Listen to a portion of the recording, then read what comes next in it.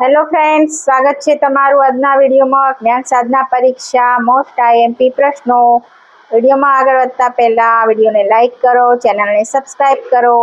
તો ચાલો જોઈએ. પ્રશ્ન 1. તુર્કોએ કોન્સ્ટેન્ટિનોપલ ક્યારે જીતી લીધું? જવાબ બી. ઈસવીસન 1453માં.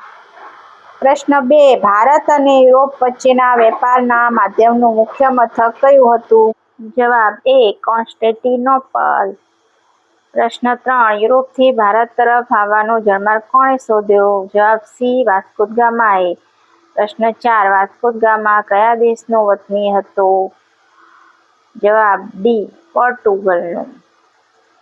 પ્રશ્ન 5. ઈસવીસન 1698માં અંગ્રેજોને 3 ગામોની જમીનદારી મળી. આપેલ વિકલ્પોમાંથી એ 3 ગામની પસંદગી કરો. જવાબ બી. સુતનતી, કાલીઘાટ અને ગોવિંદપુર.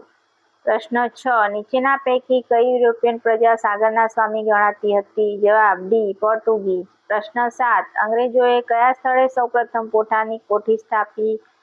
જવાબ ડી. હુગલી.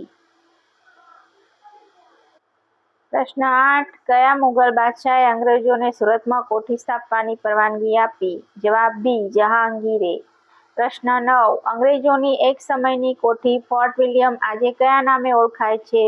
જવાબ બી. કલકત્તા. પ્રશ્ન 10. અંગ્રેજોએ ઈસવીસન 1651માં કયા સ્થળે પોતાની પ્રથમ કોઠી સ્થાપી? જવાબ સી. બંગાળમાં.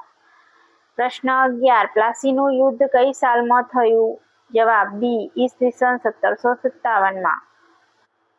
પ્રશ્ન 12. અંગ્રેજોને દીવાની અધિકારો મળતા બંગાળમાં કઈ પદ્ધતિ અમલમાં આવી?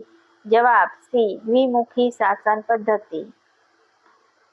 પ્રશ્ન 13. ઈસવીસન 1773માં કયો ધારો અમલમાં આવ્યો? જવાબ સી. નિયામક ધારો.